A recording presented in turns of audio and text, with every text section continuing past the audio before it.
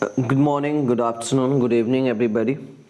सो इस वीडियो में हम लोग टेंस के बारे में जानेंगे और समझेंगे कि टेंस क्या होता है। और इसमें मैंने पुराने मेथड को भी इंक्लूड किया है, कुछ नए मेथड्स को भी इंक्लूड किया है, कुछ नए फैक्ट्स भी इंक्लूड किए हैं मैंने। और बहुत लोग बोलते हैं ना कि अरे टेंस के जो पुराने मेथड है ना वो बहुत गंदे, लेकिन सारे लोग जो सीख रहे थे स्टार्टिंग में सभी उसी मेथड से सीख रहे थे और बहुत स्ट्रांगली सीख रहे थे। मैंने देखा कि एक ऐड आते हैं यूट्यूब पे, वो पर्चा जलाते रहते हैं और बोलते हैं ये मेथड बहुत ओल्ड है, ऐसा क्रिटिसाइज कर रहे होते हैं। तो मुझे लगता है कहीं ना कहीं वो गलत है। ठीक है, तो इस वीडियो में देखेंगे कि वो भी मेथड बहुत ही अच्छे हैं और मुझे वही मेथड अच्छा लगता है एक्चुअली, क्योंकि उस मेथड से हम इजीली सीख पाते हैं। तो चलिए हम वीडियो को स्टार्ट करते हैं। अगर आपको नोट्स बनाना होगा तो आप प्लीज़ इस वीडियो से आप अपने नोट्स भी बना सकते हैं, टेंस की कॉपी भी बना सकते हैं। तो चलिए वीडियो को स्टार्ट करते हैं। अब समझिए पहले कि टेंस क्या होता है। टेंस का मतलब काल होता है, या तो समय भी बोल सकते हैं आप। ठीक है, अब टेंस मतलब काल या समय क्यों कहते हैं ये समझिए कि हमारे जीवन में 3 समय आते हैं। एक समय जो अभी हमारा चल रहा है, एक समय जो हमारा बीत गया है, एक समय जो हमारा आने वाला है। तो ये 3 समय आते हैं। तो ये जो टेंस को बनाने वाले हैं इन तीनों समय को समझा और उन्होंने इसको काल कहा और 3 भागों में बांट दिया और इसका नाम क्या रखा? प्रेजेंट, पास्ट और फ्यूचर। जी, अब प्रेजेंट क्या होता है? प्रेजेंट, अब देखिए आप समझिए, जिससे वर्तमान समय का बोध होता है, वो मैंने क्या बोला था कि जो समय अभी चल रहा है, ठीक है, नहीं, जिससे वर्तमान समय का बोध हो उसे हम क्या कहते हैं? प्रेजेंट टेंस कहते हैं। पास्ट किसको होते हैं? जिससे बीते हुए समय का बोध हो उसे पास्ट टेंस कहते हैं। ठीक है, फ्यूचर, जिससे आगे आने वाले समय का बोध हो उसे फ्यूचर टेंस कहते हैं। एग्जाम्पल जैसे देख लीजिए, मैं खुश हूँ, कब खुश है? तो अभी खुश है। मैं खुश था, आई वॉज हैप्पी, कब खुश था? ये पहले खुश था, ठीक है, अभी नहीं है। आई शैल बी हैप्पी, कब ये है? तो ये है फ्यूचर, मतलब अभी नहीं था, अभी नहीं है, अभी नहीं था, मतलब आगे आने वाले समय में खुश रहेगा। तो ये अब टेंस होता है क्या, ये समझिए पहले। अभी आपने समझा कि टेंस तो 3 होते हैं, प्रेजेंट, पास्ट, फ्यूचर। टेंस कितने? 3, प्रेजेंट, पास्ट, फ्यूचर, यानी वर्तमान काल, भूतकाल, भविष्यकाल। क्या समझेंगे? बट प्रेजेंट का मतलब वर्तमान काल, ये प्रेजेंट टेंस, पास्ट मतलब भूतकाल और फ्यूचर टेंस का मतलब भविष्य काल। ठीक है, अब इसको समझिए पहले, टेंस किसे कहते हैं? तो टेंस समझना बहुत ईजी है। जिससे किसी कार्य के करने या होने का समय पता चलता है उसे टेंस कहते हैं। एक और भी मैंने बुक में देखा है कि कार्य करने में जो समय लगता है उसे टेंस कहते हैं। मुझे लगता है कहीं ना कहीं वो थोड़ा सा गलत है।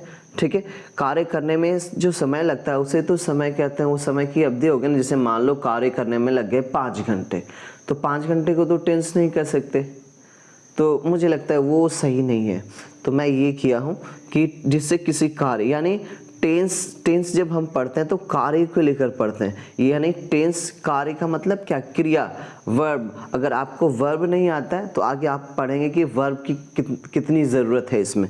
ठीक है, तो जिससे किसी कार्य के करने या होने का समय पता चलता है उसे टेंस कहते हैं। मतलब क्या? जब कोई कार्य हो रहा है तो वो किस समय में हो रहा है ये कौन बताएगा? ये टेंस बताएगा। क्या समझे? हाँ, देखिए फिर से समझिए। जिससे किसी कार्य के करने या होने का समय पता चलता है उसे टेंस कहा जाता है। यानी ये नहीं कि कार्य करने में जो समय लगता है उसे टेंस कहते हैं। कार्य करने में जो समय लगता है उसे समय की अवधि कहते हैं।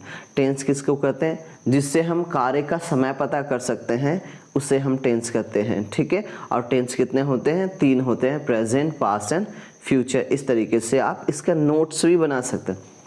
नीचे एक लाइन लिखा हुआ है, देखिए आप समझिए, इजी, आप कॉपी में नोट करते जा सकते हैं कि टेंस का तात्पर्य किससे है? टेंस का तात्पर्य है क्रिया से, यानी वर्ब से। अगर मान लो वर्ब ही नहीं होगा तो टेंस भी नहीं आएगा, तो पता किसका करेंगे आप? ठीक है, मतलब वर्ब रहेगा तभी तो उसका टाइम पता करेंगे आप। अगर वर्ब नहीं रहेगा तो आप उसका टाइम भी पता नहीं कर पाएंगे, तो वो टेंस में नहीं आ जाएगा। ठीक है। तो टेंस का तात्पर्य किससे है? टेंस का तात्पर्य सीधा सीधा वर्ब से है।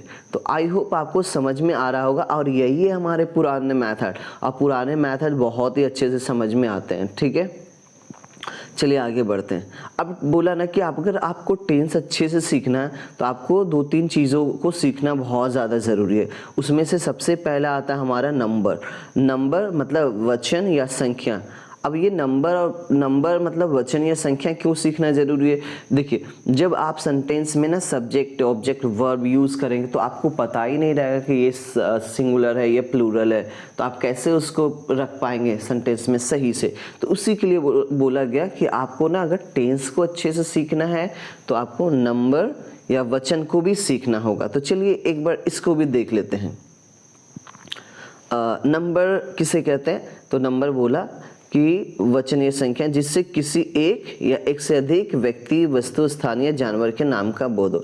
यानी नंबर, नाम बोला इसका मतलब ये नाउन के अंतर्गत आता है, और नाउन के अंतर्गत ही नंबर हमें पढ़ना पड़ता है।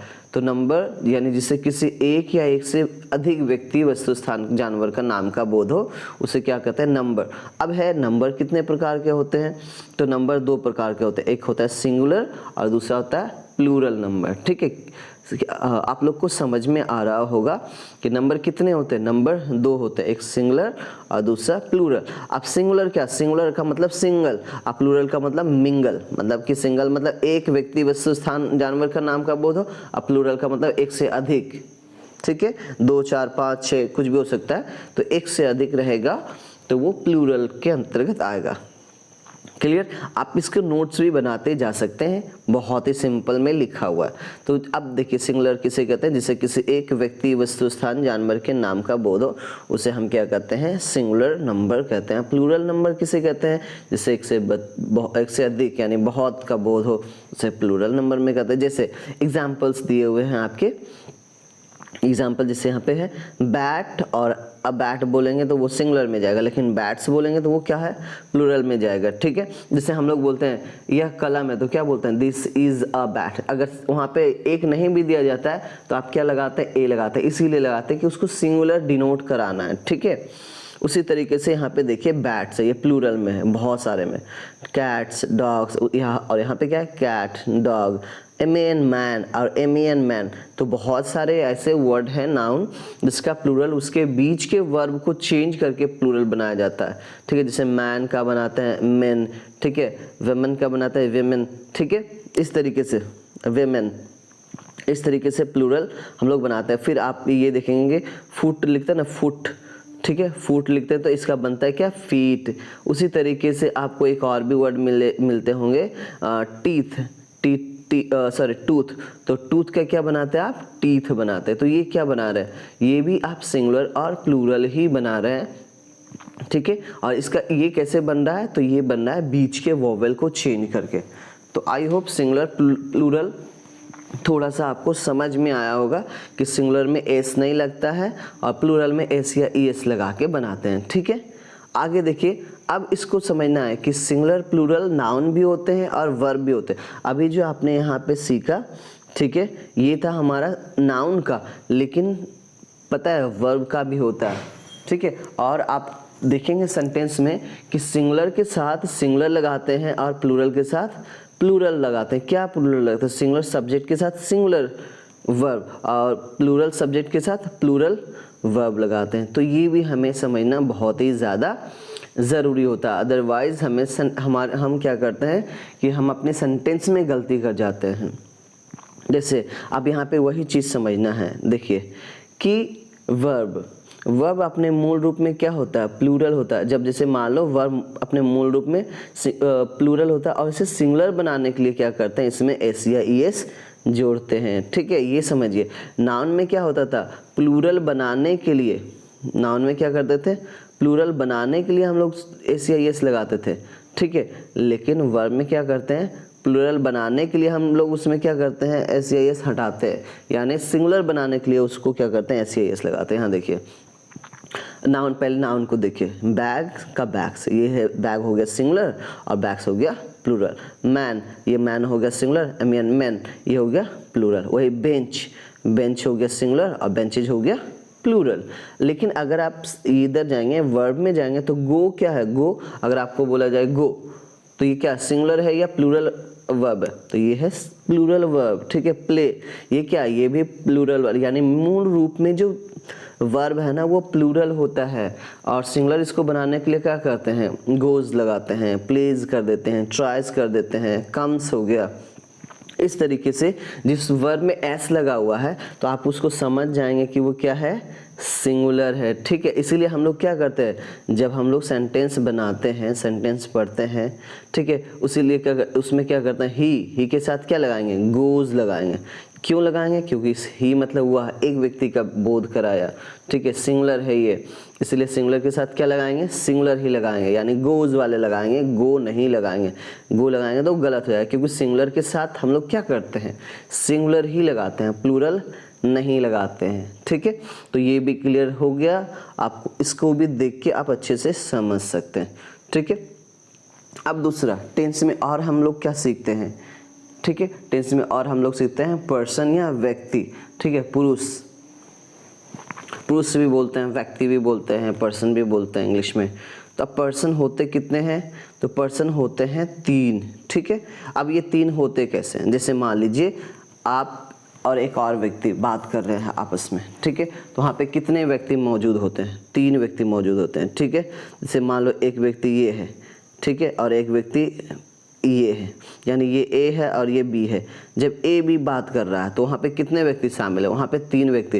एक व्यक्ति ये पहला तो ये बोल रहा होगा, और दूसरा ये सुन रहा होगा, और तीसरा जो जिसके बारे में बात किया जा रहा होगा, ठीक है। व्यक्ति का मतलब सिर्फ आदमी ही नहीं होता, मनुष्य ही नहीं होता, वस्तु भी हो सकते हैं, कोई भी हो सकता है, कुछ भी हो सकता है, कोई बात भी हो सकता है, ठीक है। तो इस तरीके से अभी आप समझेंगे। तो फर्स्ट पर्सन किसको कहते हैं, यानी आई और वी को, ठीक है। आई सिंगुलर है और वी प्लूरल है, ठीक है, यानी बोलने वाला, ठीक है। बोलने वाला को हम लोग क्या कहते हैं, फर्स्ट पर्सन कहते हैं। और सुनने वाला को क्या कहते हैं, सेकेंड पर्सन। यू जो है सिंगुलर और प्लूरल दोनों में आता है, और यू के साथ हमेशा प्लूरल वर्ब का ही प्रयोग होता है, ठीक है, प्लूरल वर्ब का प्रयोग होगा हमेशा, कभी भी इसके साथ सिंगुलर वर्ब का प्रयोग नहीं होगा। सिंगुलर के जैसा ये कभी यू यूज़ नहीं होता है, ठीक है। और ये सुनने वाला यानी सेकेंड पर्सन है, तो याद रखिएगा आई क्या है, फर्स्ट पर्सन सिंगुलर नंबर, और वी क्या है, वी है first person plural number, you second person है और सिंगुलर प्लूरल दोनों है, ठीक है। और थर्ड पर्सन ये बहुत ही ज़्यादा आपको टेंस में काम करेगा, और इससे बहुत ज़्यादा हेल्प मिलेगा आपको सेंटेंस को करेक्ट करने में। थर्ड पर्सन जिसके बारे में बोला जाता है, देखिए ही के बारे में बोला जाता सकता है, she, it, name, Ram, Sita, my mother, air, iron, the car. तो ये क्या हो गए सारे, ये हो गया हमारे सिंगुलर बट थर्ड पर्सन, ठीक है। यानी थर्ड पर्सन के सिंगुलर नंबर में ही, शी, इट, नेम आते हैं, और प्लूरल में क्या आते हैं, दे आते हैं।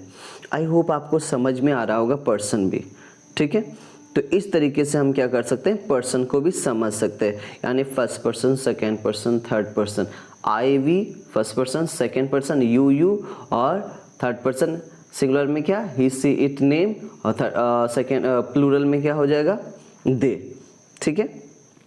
तो इस तरीके से आप समझिए।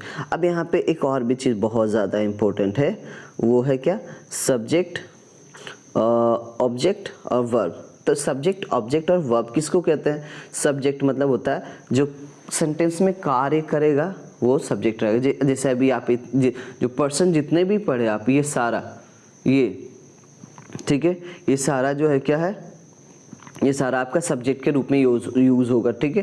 ये सारे कार्य करेंगे सेंटेंस के अंदर, ठीक है। तो कार्य करने वाले को क्या हम लोग बोलेंगे, हम लोग बोलेंगे सब्जेक्ट, ठीक है। और ऑब्जेक्ट किसको करेंगे, यानी जिसके ऊपर काम किया जाएगा वो क्या हो जाएगा, ऑब्जेक्ट होगा, यानी क्रिया का फल जिसके ऊपर पड़ेगा वो क्या हो जाएगा, ऑब्जेक्ट होगा। जैसे मान लो राम आम खाता है, राम इट्स अ मैंगो, ठीक है, राम इट्स अ मैंगो। तो राम क्या है, राम काम कर रहा है, कौन सा काम कर रहा है, तो राम आम खाता है, ठीक है, आम को खा रहा है, लेकिन किसको खा रहा है, तो आम को खा रहा है। तो आम क्या हो जाएगा, यहाँ पे आम हो जाएगा ऑब्जेक्ट, ठीक है, राम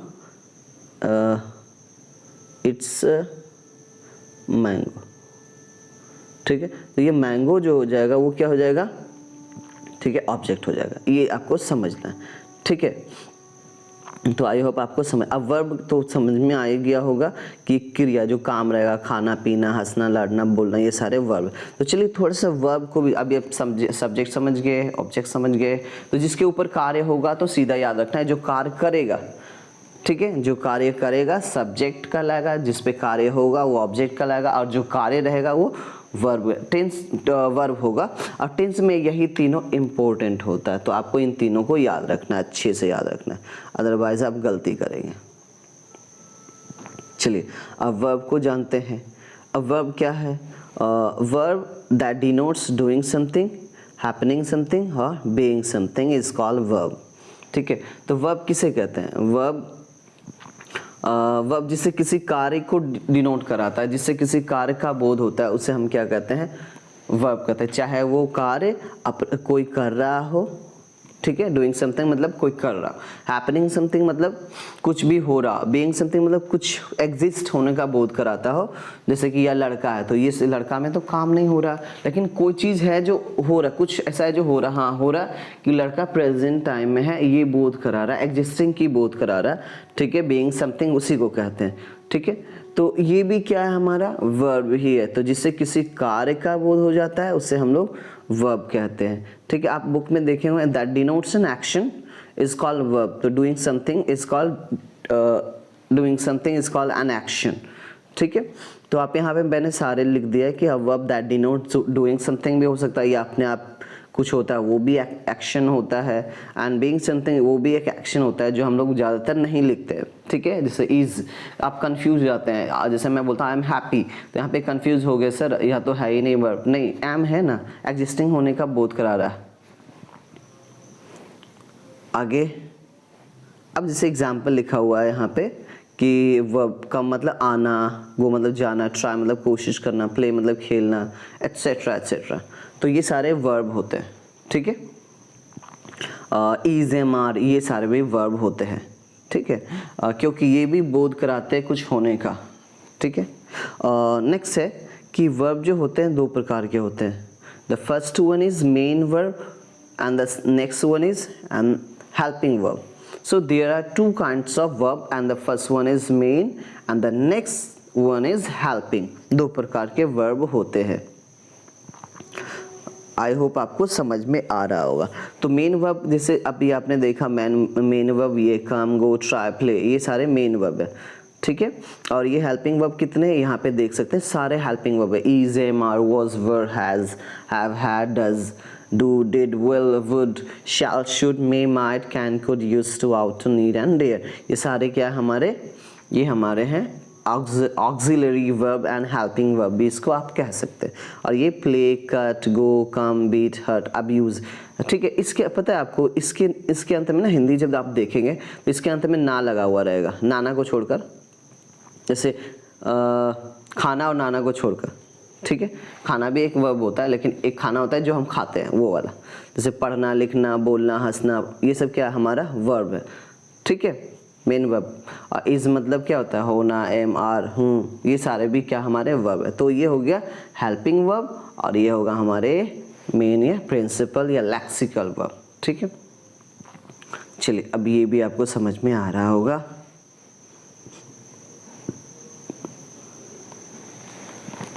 अब है कि टेंस को समझने के लिए हमें ना वर्ब का रूप भी पता होना चाहिए। कि देखिए आप जब टेंस पढ़ते होंगे ना, या टेंस पढ़ेंगे तो उसमें पता चलेगा कि ना टेंस में सब्जेक्ट के बाद कभी V1 लग जाता है, कभी V2 लग जाता है, कभी V3 लग जाता है। तो उसको कैसे जानेंगे? तो यहाँ से आप उसको समझ सकते हैं। जैसे मान लो V1 रहेगा तो V1 को कैसे समझेंगे? जैसे गो रहेगा तो क्या समझेंगे? अच्छा ये V1 है। गो का दूसरा रूप वेंट रहेगा, कम का दूसरा रूप केम रहेगा, तो इसको क्या समझेंगे? V2 समझेंगे। V3 गोन, गो वेंट गोन, ये देखिए तीसरा रूप है। अब V4 हो गया क्या? गोइंग, ठीक है। ING जिसमें लगा हुआ रहेगा तो उसको आपको समझना है V4, जैसे रहा, रही वाले में आपको ING वाले पार्ट लगेंगे। V5 जाता है, खाता है, पीता है, जब थर्ड पर्सन सिंगुलर नंबर में रहेगा ना तो आप इसका यूज़ करेंगे आगे आने वाले समय। तो वर्ब के कितने रूप होते हैं? 5, V1, V2, V3, V4, V5, ठीक है। और एक नीचे एक चीज़ दिया हुआ है, देखिए नोट में, उसको आप समझ जाइए। कि सिंगुलर सब्जेक्ट के साथ हमेशा सिंगुलर वर्ब का प्रयोग करेंगे और प्लूरल सब्जेक्ट के साथ प्लूरल वर्ब का प्रयोग करें। अगर आप ऐसा नहीं करेंगे तो सेंटेंस क्या हो जाएगा, गलत हो जाएगा, ठीक है। लेकिन हाँ, कहीं कहीं पे आपको सिंगुलर के साथ प्लूरल करने होते हैं यूज़, वहाँ पे एक्सेप्शन होता है। तो जैसे आई के साथ हम लोग क्या करते हैं, हैव लगाते हैं, तो ये एक्सेप्शन है। आई सिंगुलर है लेकिन हैव प्लूरल है, तो ये एक्सेप्शन होता है, ठीक है। और कभी कभी अब एक्सेप्शन का मतलब होता है अपवाद, अपवाद भी कभी कभी आते हैं, तो उसको भी ध्यान में आपको रखना है कि कहाँ पे कैसे यूज़ होता है। तो आई होप ये वीडियो आपको अच्छा लगा होगा। अब इसके दूसरे जो है ना टेंस अब चलेंगे लेके पूरा, तो प्लीज़ दूसरे वीडियो को देखिए। तब तक के लिए नमस्कार, जय Hind everybody, thank you so much, thanks for watching.